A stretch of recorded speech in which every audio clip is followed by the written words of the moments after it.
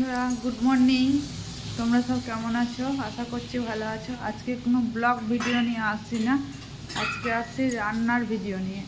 দেখো, চলো তোমাদেরকে দেখাই আজকে কি রেসিপি দেখাবো তোমাদেরকে। রান্নার রেসিপি। কে কে খেতে ভালোবাসো এই চিংড়ি মাছ, গলদা চিংড়ি? কে কে খেতে ভালোবাসো? আর দেখো কড়াইয়ে এটাতে প্রথম নুন আর হলুদ মিক্সড করে রেখে দিয়েছি, মিশিয়ে নিচ্ছি, দিয়ে ভাজছি। ওই দেখো ভেজে নিচ্ছি প্রথম, দিয়ে তারপরে তোমাদেরকে দেখাবো কী করে মাছটা করছি। এগুলো একে একে ভেজে নিচ্ছি।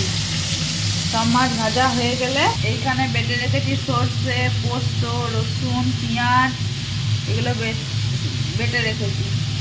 পোস্ত এটা বেটে রেখেছি। আর এইখানে তো পেঁয়াজগুলো ভেজে নিচ্ছি ভালো করে।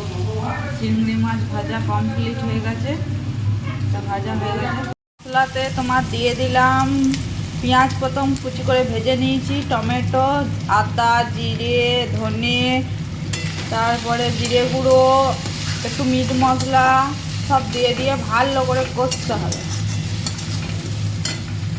দিয়ে দিয়েছি, দিয়ে ভালো করে ফুটিয়ে নিচ্ছি।